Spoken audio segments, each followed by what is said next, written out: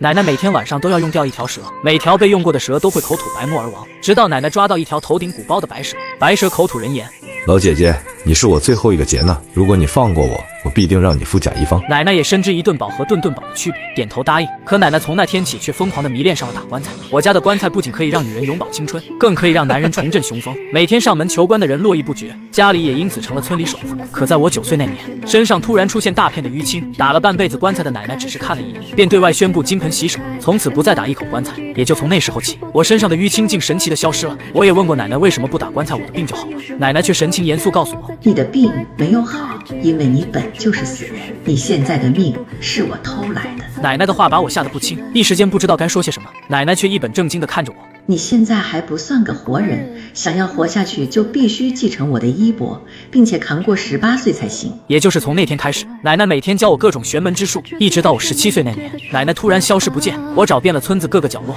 最后却在家里的一口棺材里发现了奶奶。她紧闭双眼，脸色没有半点血色。我以为她老人家已驾鹤西去，奶奶却突然开口问道：小武，你今年多大了？我被吓了一跳，但还是连忙说道：有今年9月9日出生，今天刚刚17岁。奶奶听了我的话，猛然从棺材里坐了起来。不对，你是申猴年9月9日9时9分出生，过了昨天就已经18岁。我有些疑惑，奶奶这是老糊涂了吗？奶奶却发出一阵诡异的笑容。赢了，赢了，我们终于赢了！我被奶奶的样子吓得不轻。我们赢什么了？奶奶声调逐渐提高。赢了老天爷了，小武，你记好，你的命是奶奶从万鬼窟的一口金棺中偷来的。这些年到来的命和你的身体一直无法完美融合，所以你身上一直会长出尸斑，而在你18岁之前更是会遭遇天谴。所以我特意给你改小1岁，就是为了瞒天过海躲天谴。我呆滞地看着奶奶，一时间根本消化不了这么多。奶奶瞳孔突然大了几分，一把抓住我的手腕，死死地盯着。我不解地问道：奶奶，你在看什么？奶奶看着我手腕中间出现一道十分刺眼的红色瘀斑，深深地叹了口气。孩子，你命格特殊，躲过了天谴，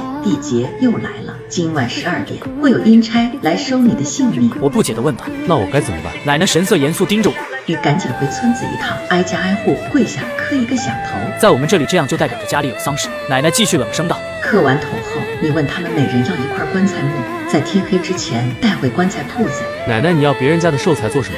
棺材铺子的规矩，用心不用酒，用别人的棺材木可是会招惹来不干净的东西。奶奶只是摆摆手：你按照我说的去做就是了。回了村子，我就挨家挨户磕头。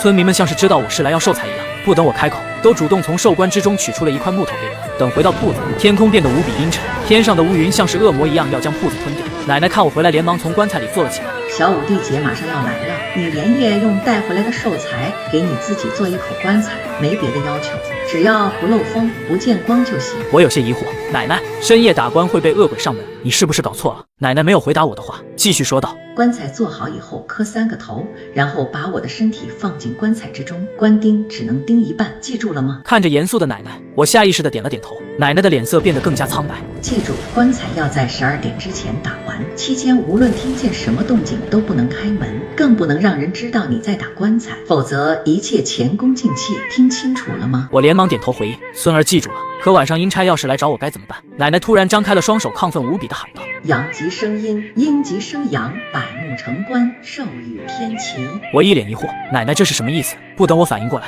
奶奶突然身体一僵，笔直地倒进了棺材之中。回过神的我撕心裂肺喊着奶奶，突然在带回来的寿材中间冲出来一条10几米长的白蛇，冲着奶奶的方向不断地磕起了头。我被这诡异的一幕吓得说不出话。等我再仔细看的时候，那白蛇又不见了。就在我准备寻找那白蛇的下落的时候，脑海中忽然响起了奶奶的声音：孩子来不及了，快打棺材！我猛然回头朝着身后看了过去，可除了奶奶的尸体躺在棺材之中，再无他物。虽然心中奇怪，但也不敢再做耽搁，拿起工具就打起棺材。不知道过了多久，外面响起了敲门声。我刚想问话，却想起了奶奶临走前的叮嘱，假装没听到，又凿起了棺材。外面一个女孩的声音响了起来：小武，我是江颖儿，你快开门啊！这正是我的梦中情人，不过因为我是做棺材的，她从没正眼看过我。门外又传来江颖儿的声音：小武，你不是喜欢我吗？你让我进去，我答应让你凿一凿。她的话让我心猿意马，但她越这样，我知道越不能开门。门外的江颖儿声音突然多了几分害怕：小武，我求求你让我进去吧，外面这些家伙要吃了我。我心里一怔，难道外面真有鬼怪要害江颖儿？放下工具，我蹑手蹑脚地朝门口走去。透过门缝，我看见江颖儿站在铺子门口，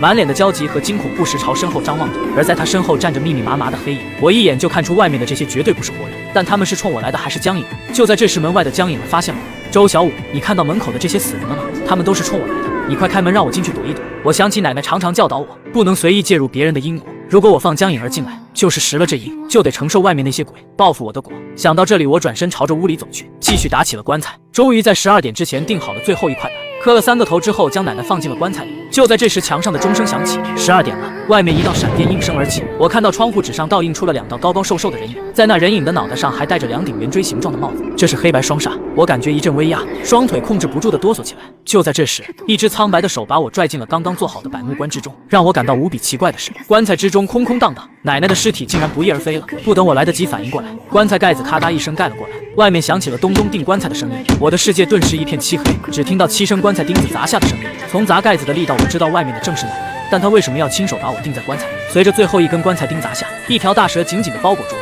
让我有一种十分温暖的感觉。可下一秒，棺材盖被人掀开，黑白双煞2张苍白的人脸盯着我。周小五，这个地方不属于你，跟我们走吧。刚说完，那条大蟒蛇从棺材里窜了出来，2人后退一步，稳住心神。阴差办案，你也敢造次？奶奶这时走了过来，2位大人，我孙儿阳寿未尽，你们要是敢强行带他走，老婆子我定不罢休。黑白双煞眼神冰冷地盯着奶奶。周小五早在18年前就已经死了，就凭你和这条小蛇是阻止不了我的。奶奶手中拿出一面八卦铜镜照在我身上，镜中的我3团阳火烧得蒸腾而起。黑白双煞面露惊讶，老婆子，你竟敢到人阳寿，就不怕遭天谴了吗？奶奶冷哼一声，这就不关2位的事了吧？我孙儿阳寿未尽，你们今天谁也不能带走他。黑白双煞对视一眼，竟同时向我伸出了手，拉着我的魂魄就向外走去。只见门外站满了密密麻麻穿着寿衣的死人，身上散发出的阴气丝毫不比黑白双煞弱。奶奶冷哼一声，你们要是还不放我孙儿，别怪老婆子我不客气了。话音刚落，那条巨蟒猛地扑了过去，黑白双煞连忙后退，化成光影消失不见。我的魂魄瞬间回到了身体里，起来时早已汗流浃背。奶奶他们这是走了吗？奶奶静静地盯着我，孩子，地劫还未消除，往后3年会有1小劫，9年1大劫。我心里凉了大半截。奶奶，我该怎么做？奶奶叹息一声，想要你的地劫消失，首先要搞清楚你的身世，搞清楚你的命到底是谁的。我越听越迷糊，到底该怎么做？奶奶面容严肃地盯着我，还记得我以前告诉过你，你的命是从万鬼窟中的一口金棺盗来的。相传这是几百年前，一个紫衣道长在里边封印了一条恶龙，但那道长在封印前，好像看到金棺里边的什么东西，竟不惜自己的性命和恶龙一起殉葬在了里面。我有些不解地盯着奶奶，这么说，金棺里边有2条命，那我的命是盗的谁的？奶奶叹息一声，这个我也不清楚，只能靠你自己搞清楚身世，才能彻底消除地劫。我的时间不多了，有几件事交代给你。第一，等公鸡打鸣，你就回村子找8个壮汉，把你爷爷的棺材给挖出来。我面露为难，挖爷爷的坟这怎么行？奶奶却没有过多解释，记住了，公鸡打鸣就出发，开棺第一眼看见的东西，一定要用棺材钉给凿啊！我一头雾水，第一眼肯定看见的是爷爷的尸体，叫我怎么下得去手？奶奶没有过多解释，继续说道：凿完棺材里的东西，回村里的老房子，房梁上有半块玉佩，你带上去西江市找首富金大山，就说是收20年前的债来的。我一脸的不解，收债吗？还是收首富的债？奶奶点点头，他当初就是靠我一口寿财起家，发达后给了我半块玉佩，让我有事带玉佩去找他，他倾家荡产在所不惜。我心里还是有些暗喜的，连忙问道：我们要多少钱合适？奶奶冷哼一声，瞧你那点出息，金大山这辈子无儿无孙，只捡到个孙女在家养着，你要是把他那唯一的孙女娶了，地府的人都不敢再为难你，地劫也可消除。我一脸震惊，金家的孙女是什么来头？地府的人都怕吗？奶奶叹息一声，这里边的事牵扯的太多，我不能多说，等你和金家孙女结婚的时候，自然就知道了。我心里有些疑惑，这么多年了，他们家要是赖账，或者金家孙女看不上我怎么办？奶奶冷笑一声，金家孙女看不上你，那你就想办法让她看上。如果金大山赖账的话，家里必生祸端，你到时候帮着处理祸事就行。每处理一件，你就问金大山能不能同意你的婚事。如果处理完3件事，金家还不答应，后面的你就不要去管了。我有些不解，奶奶，别人都赖账了，我还要帮他处理3件祸事，咱们图什么呀？奶奶嘴角撅起一丝阴笑，金家欠我们的越多，祸事就会越大，到第4件祸事的时候，除了你没人能处理，到时候他们肯定会同意嫁孙女的。但你记得，真到那个时候你一定要拒绝。我一下懵了，不是说和金家小姐在一起可以躲避地劫，怎么最后又拒绝了？奶奶也看出了我的心理，解释道：强扭的瓜不甜，如果真到那个时候，你可以问金小姐要一面祖传的镜子。我点点头，这镜子很厉害吗？奶奶微微扬起笑容，这镜子乃龙骨打磨而成，可窥探天机，自然也可以看到你的身世，到时候弄清楚你的命是谁啊，找到对应的传承，再大的天谴也奈何不了你。奶奶这番话一下让我豁然开朗。最后你记住，在金家的事没解决完之前，你不可和任何女人发生关系，更不能帮人看事，除非这个人手里有5行木。我听着一愣，什么是5行木？5行木乃阴阳5行产生的灵气，要是凑够5块木头打成一口棺材，你就能重新见到奶奶。听到以后可以重新见到奶奶，我心里再次激动起来。就在这次，远处传来公鸡打鸣的声音，奶奶身体一颤，看着我的眼神里多了几分不舍。外面的黑影响起了冰冷的声音：万伯伯时间到，大家伙都等着你上路。我这时才明白，这些黑影不是害江影的，是来接奶奶走的。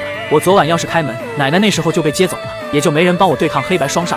奶奶慈祥地看着我，孩子，奶奶要走了，记住人性很复杂，除了自己谁都不要轻易相信。门口的黑影纷纷朝奶奶跪拜，恭迎万伯。等我回过神来，院子里不知道何时飘着大量纸钱。连同着奶奶一起消失不见。我跪在地上朝奶奶的方向磕头，奶奶一路走好。完事后，我带着工具准备去凿爷爷棺材里的东西，一路朝着村里的方向走去。刚到村口就碰到村里的周大牛，看见我就跑了过来。小五哥，听说你昨天回村报丧了，需要我帮忙吗？奶奶的百鬼送行太过诡异，又是自己走出棺材铺子的，我一时间也不知道该怎么回答，只简单说办完了，但还需要你找7个人帮我挖爷爷的坟。周大牛也没多问就答应下了。成，我现在去帮你找人，你去你爷爷坟头等着就行。等我到了爷爷的墓前时，才仔细端详起来。以前是不懂这方面，现在看来爷爷的墓穴并不是这么简单，这完全就是风水宝地。想不通奶奶为什么要把坟挖了。正想着，周大牛带着7个人走了过来。小五哥，你看什么时候动手？我看了一眼时间，现在刚到早上6点，现在动手的话，应该能在12点前把坟挖开，也可以避免爷爷的事故，照到50的烈日。等我祭拜完吧。说完，我在爷爷的坟头上了3炷香，磕了3个响头。就在这时，一道空灵的声音响了起来：小五哥哥，快挖棺，要来不及了。我愣了一下，左右看了一眼，在爷爷的墓前，除了大牛他们几个之外，根本就没有什么女人。大牛，你们刚才有没有看到什么女人，或者听到什么声音？大牛呵呵一笑，女人没看到。上山的路上倒是看到一只大公鸡，那大公鸡可大着呢，尾巴又长又漂亮，我这辈子都没见过那么好看的大公鸡。看到周大牛这个样子，我无奈地摇了摇头，总觉得刚刚那女孩的呼救声和爷爷的棺材有关系，连忙让他们动动。李二狗比较谨慎地问道：先说好大概挖多深，别到时候挖着挖着给老爷子的棺材木损坏了就不好了。我掐了掐手指头，一边算一边念叨：按照这山形的话，我爷爷的棺材应该埋在3尺3的位置，你们挖到3尺2就停下来，到时候再辛苦你们用手清理。行。李二狗用石笔在铁锹上标记了一个位置以后，就开始刨起爷爷的坟来。这8个人平日里在村子中也是干过8仙的活，所以刨坟对他们来说也简单。我紧紧地盯着坟里被挖出来的泥土，泥土的品质是最能判断穴位的吉凶的。几人一开始挖出来的是黄土，再下去3尺以后，黄土渐渐地变成了黑褐色。望着这黑褐色的脏土，我瞳孔猛地瞪大了起来，这是大凶之兆，爷爷的墓是有大问题的。想到这里，我连忙冲着坑里面的周大牛他们几个喊道：你们快上来，快！我的话音刚一落下，那清脆的女孩声再次响了起来：小五哥哥，你忘了你奶奶的叮嘱了吗？不能停，来不及了，快挖呀，快呀！女孩的话提醒了我，望着准备从穴坑之中爬出来的周大牛他们催促道：别停下来，继续挖！几人面面相觑，大牛不解地看着我问道：小五哥，你刚不是让我们上来吗？怎么现在又让我们继续挖了？我们到底是挖还是上来呀？挖，快点！我紧紧地盯着那黑褐色的脏土，同时从背包之中摸出了一把奶奶传下来的鲁班镇煞尺，死死地盯着墓穴中的情况。在我的催促下，8人也加快了挖土的速度，很快爷爷的棺材就显露了出来。周大牛瞪着眼睛惊讶地问道：小五哥，你也横死的吗？怎么用的是黑色的棺材？我早都注意到土堆中露出的棺材，这棺材是黑中带红，说明爷爷的棺材一开始是红色的，而这黑色是被周围的煞气所染。如此积雪怎么会有这么大的煞气？周大牛突然一声惊讶：小五哥，这里怎么有个洞？我顺着大牛的目光看去，果然在爷爷的棺材旁有一个拳头大小的黑洞，里边黑黝黝的深不见底。我头皮一阵发麻，这煞气明显是从这个洞里出来，而且明显是人为现象。这么说，是有人在我爷爷的墓穴里做了手脚。正在我思索准备开棺时，棺材突然抖动起来，好像有什么东西要从里面冲出来一样。